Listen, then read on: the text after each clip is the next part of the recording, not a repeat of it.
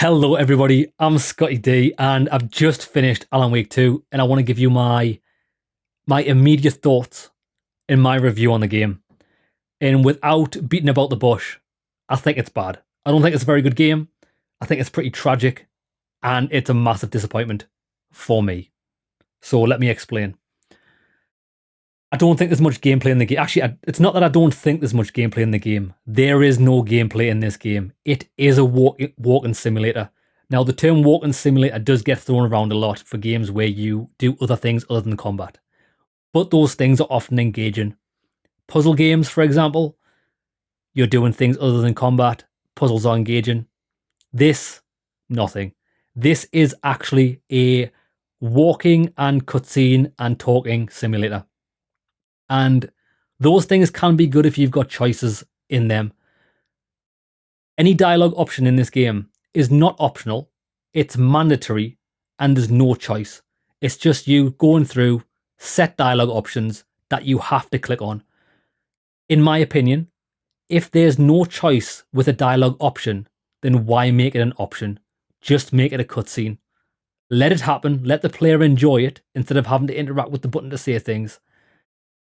It's beyond me. It's interaction for the sake of interaction. But that's not my biggest, well, that's one of my complaints with the game, but not my biggest complaint. My biggest complaint is there's no action in this game. Especially for someone like me who played Alan Wake for the first time in preparation for this coming out. I played Alan Wake 1 about a week before Alan Wake 2 came out, and I did quite enjoy the game, although I didn't think Alan Wake 1 was great. Probably give it about a 6 out of 10. Not that 6 out of 10 is a bad score for a game, it just means it's slightly above average. On my score frame, anyway. I enjoyed the combat in Alan Wake 1. I enjoyed the pacing. I enjoyed the story. I enjoyed how everything tied together. Maybe for the first 70% of the game. At the end of the game, it got a bit dragged out and a bit boring. A bit too many combat encounters and little story thrown in between. You were just heading to a destination. That's what I thought of Alan Wake 1. But I was looking forward to 2. This one, they've got all of the pace and everything messed up.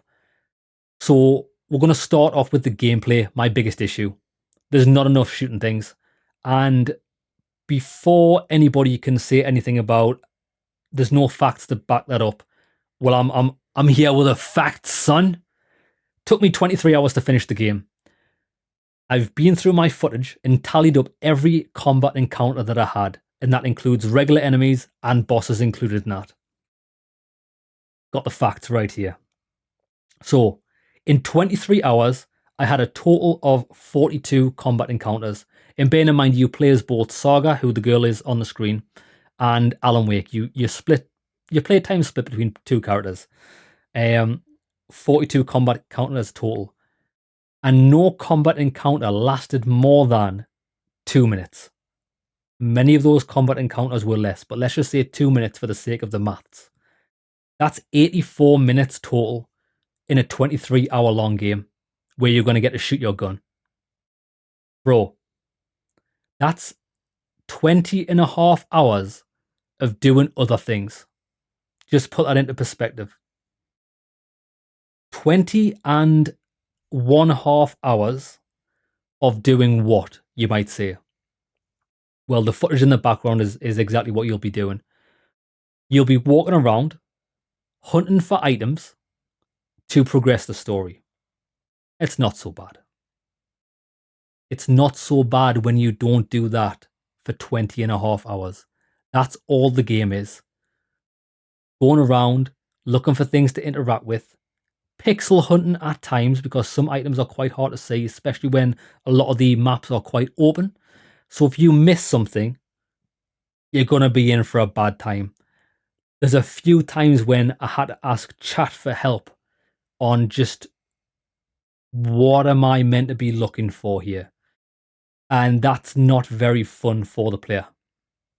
Now, let's talk about another one of my issues with the game.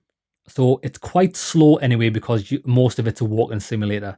But specifically for Saga's 50% of the game, which is the girl we're looking at on the screen now, she's got a thing which is essentially the pause menu, which is called the mind place, which is inside of her head. and because she's an FBI agent, that's where you have her case files and things. And when you're trying to solve the murder or what's really happening to you, you get little bits of information on top of Polaroid pictures that you collect in the world, and then you go to the mind place in the pause menu and you stick these Polaroid pictures to the board.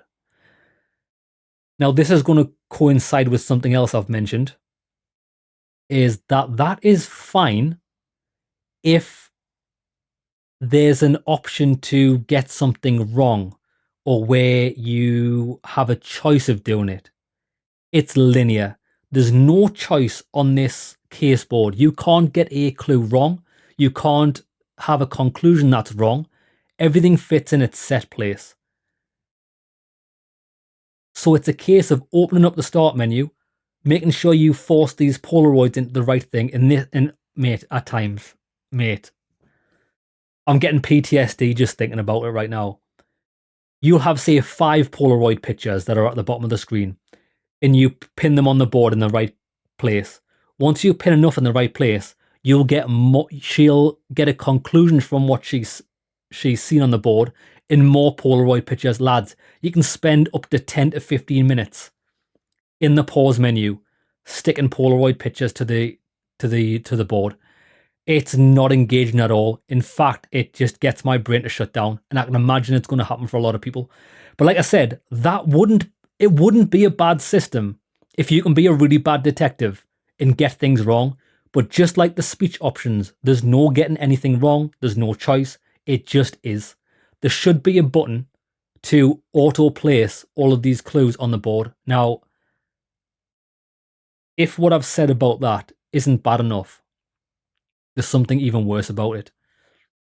During the regular gameplay, like you might be walking about and figuring out things for yourself, there's often things that are explicitly stated in the story or cutscenes that you as a player know. You're like, yep, we know this, we know what we need to do. But you can't do that unless you stick these Polaroids on the case board. And then you'll hear your character speak to herself going, for example, oh yes, we're trapped in the dark world. And then you'll put another Polaroid and she'll reiterate exactly the same thing. Yes, we're stuck in the dark world. And then you'll put another clue on the board and then she'll go, we're stuck in the dark world. We must escape. And then and only then will you get your next objective saying, right, we must escape. How will we escape? Then you get more Polaroids that become available. Then you have to stick them on in place for her to go, right, this is our next objective. We must escape via getting to the portal over there, or by sticking something in a box over there. So it's terrible. It should be, this game is probably a 10-hour long game if they took out all the fluff, reduced the walking simulator sections, reduced the menu interface. Like, I don't know what it is with games in 2023, but a lot of them are just menu simulators. We're supposed to be getting away from menus, and games are just, they're trying their hardest to bring 2023 is the year of the menu. It's actually insane. Okay, let's stop talking about the menus. What else did I not like about the game? And then we'll go on to what I do like about the game, which the things that I do like about the game are really strong when you look at them independently. But when you go through as a whole 23-hour long game, it's not going to cut it. So the last thing which we'll talk about, which I didn't like about the game, is the stark contrast between atmospheres and dialogue. So when you turn this game, you play it for the first 3 hours. It's a really gritty, dark horror and detective investigation. So you're going to be dealing with cults, murderous cults that sacrifice people. That's one of the first things you're going to see. I was dripping at the mouth with anticipation when I saw the content. I love dark and twisted things, and this game set off the scene perfectly. Atmosphere's great. The environments are, I could say it's one of the games where the environments are close to perfect atmospherically. But then when you get around about, I'd say, 30 to 40% into the game,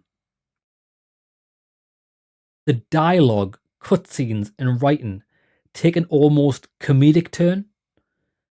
Not in a good way. Like, I expect if you're playing a dark game, I expect there to be often a joke or two to lighten the mood. But it's almost a pantomime. Well, actually, it is. There's a level that's specifically a theatre level, almost a pantomime. You've got the main characters dancing around like fairies, and it really takes you out the action. And I'll tell you why it took me out of the action a little bit more in depth. So, one of the first times you get to control Alan Wake, you end up in a slightly open world area where you can collect upgrades. Upgrades to your character, guns do more damage, you can heal a bit more, etc., etc. And you find these things by exploring the level, and there's big circles on the wall that you aim your flashlight at, and you get a skill point to spend in a certain place. Exciting. I like skill points, I like leveling up. It's very exciting for me. And straight after that, you get to do a level where there's a bit of action, a little bit of exploration, but it's intense. It's really, really good. And then after that level, you have to cut back to play as the FBI agent Saga. And then you go on a 2 to 3 hour experience with her. I was excited to get back to Alan Wake's mission because the first mission you do with him is quite exciting. And you're ready to use your upgrades, pop some heads, etc., etc. We know that doesn't go too well because I've explained how much combat's actually in the game. But the first level back you do with Alan Wake, you've lost all of your weapons. You are in a live action theatre performance pantomime. It's very jarring. The contrast is too much. It takes you out of the horror. Now, at the end of that level, you do get to shoot one or two things. But then every other Alan Wake mission after that, a lot of them are just walking simulators. So I did all of this exploration when I first got to beat Alan Wake to upgrade my character. Never got a chance to use it. Not only that, Saga's got a separate character upgrade thing. She only upgrades guns, and you have to go out and find optional lunch boxes with torn paper shards in them. And when you get so many torn paper shards, you can upgrade a gun of your choice. Give it an extra ability or something. Now, it takes a minimum of 12 of these shards to upgrade a weapon. I think by the end of the playthrough, I only managed to add 3 upgrades to in total. So 1 upgrade. There's a choice of 3 upgrades for each weapon, and I managed to put 1 upgrade on 3 different weapons by the time I finished the game. But this is the thing where I think they've just put an upgrade system in the game for the sake of having an upgrade system. You can only use an hour and a half of those upgrades in any meaningful way because of how little combat there is. It's like playing a game like Elden Ring, where you play it for 60 hours, but you're only allowed to upgrade in the last hour before the last boss. What's the point? There's no point. And another thing, which is a bit counterintuitive with the game, which you won't realize at first, but you will realize it the longer you play it. There's some aspects of exploration in the game, so you can go off and, like I say, for her, you can find lunch boxes, which allow you to get upgrades. You can go off and find weapon caches, which give you more ammo, things like that. But the game's got a system going on in the background, like a few other games I've played. It's not necessarily a bad system, where it will give you more ammo off enemies and from containers, the less ammo you've actually got on your character. So that makes exploring and getting more ammo a waste of time. Because if you're in a situation where you're in dire need of ammo, the game's going to give you the ammo anyway. So exploration is a bit of a waste of time. And it's even more of a waste of time because 20 hours of the gameplay is just walking about collecting things. I don't really want to collect more optional things. My opinion. So that's it, lads. I've laid out the facts on why I don't think it's a very good game. Also, the ending is tragic. Actually, sorry. Do you know what I've never really talked about? I've never really talked about the story. Let me tell you what the story is. The story is, lads, hey, look at this. Check this out. That's from Control. Lads, Remedy, we made Control. Do you know we made Control? This is from Control. Hey. Oh, hold on. No, sorry. Remedy, can you just like let me continue Alan Wake's story? Hold on. Before you learn about Alan Wake, look at this, lads. Look at this character. He's from Quantum Break. Lads, we made Quantum Break. Look at this dude, lads. Max Payne. Hey, we made Max Payne as well. Look, we've got Max Payne in the game. It's so cool. Our universe is so cool. Yeah, but can you like progress Alan Wake's story? Because I'm interested in finding out what the Dark Entity is, its origins. Like, we left Alan Wake 1 on a cliffhanger. I would like to continue that and explore it deeper. No. Alan Wake's secondary in this story. But did we mention Old Gods of Asgard? Did we mention there was a rock band in all of our other games? It's in this game as well, lads. You'll love it. And the funny thing is, it's just like the whole game is a self-filleting experience for the developers. It's not, this game's not built for the player. It's built for the developers to just suck themselves off. I didn't enjoy it. Didn't enjoy it one bit. It's like, it's good to have references to other games and make the player think about, oh yeah, that might be the same universe. But when it's shoved down your throat quite a few times, like, mate, we don't care. I'm not here to learn about Control. I'm not really here for the Old Gods of Asgard, even though, funny enough, the Old Gods of Asgard rock songs are arguably the best part of Control, the best part of Alan Wake 1, and the best part of Alan Wake 2. Because whenever you get an Old Gods of Asgard song, there's always an awesome combat sequence associated with it. Except for Alan Wake 2, where there's another musical section, which I've already explained, which is the theatre part, and it was tragically bad. Walking Simulator, not good. So yeah, I think they just wanted to rub themselves up the right way, and they completely forgot about Alan Wake's story. What you know at the end of Alan Wake 1 is exactly what you will know about the whole dark place and dark entity at the end of Alan Wake 2. You're not going to learn anything new. And I would argue that you don't really learn anything else about Alan Wake's story. It's exactly the same as the first game. He's a writer trapped in a dark place. Simple as that. You do learn a little bit about Saga and how she fits in with things, which I thought was interesting. But is it 20 hours interesting? Probably not. So that's it, lads. I'm just inserting this here because I actually finished the video and I forgot to say what I liked about the game. So that's right. So what did I like about the game? What did the game do well? Well, in 23 hours of playtime, I only encountered one bug, and it wasn't a game-breaking bug. The game was stable, the frame rate was good, the graphics were really nice. All the systems worked. Whether they work well in a gameplay sense, as I've explained, is a different matter, but everything worked. It's a really well put together game, but that just goes to show that good graphics and well built game does not go to make a good game. It takes a lot more than that to be engaging. And that's really it. What I did really enjoy was the start of the game. Like I've already mentioned, I liked how dark cult murders. That's my thing. But then it just fell off after that. It's a really small part of the game, the detective investigating murder part. And after the first 3 hours, you never come back to it again, other than the fact that you're on FBI on this murder case, but you don't find anything like that. You don't investigate anybody's again. It is what it is. So yeah, that's it. I want to insert myself into the video and let it play off from where we had talked off. 2 seconds. So that is it. My thoughts on what I don't like about the game, what I do like about the game, what I did well, etc.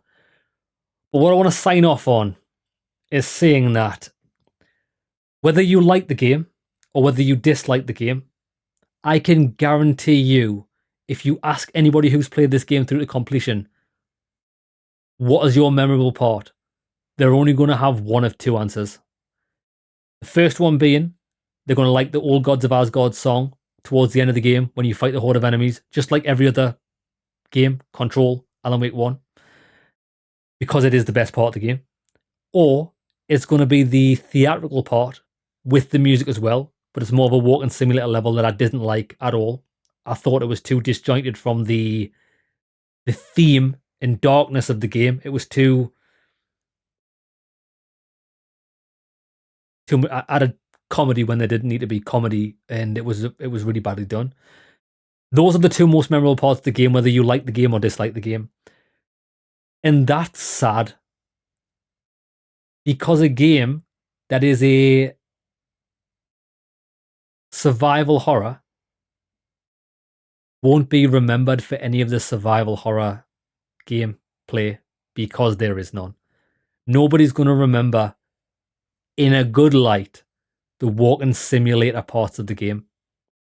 You ask anybody what their most memorable part of the game is, they're never going to say, I love the caseboard. The walking simulator part was amazing.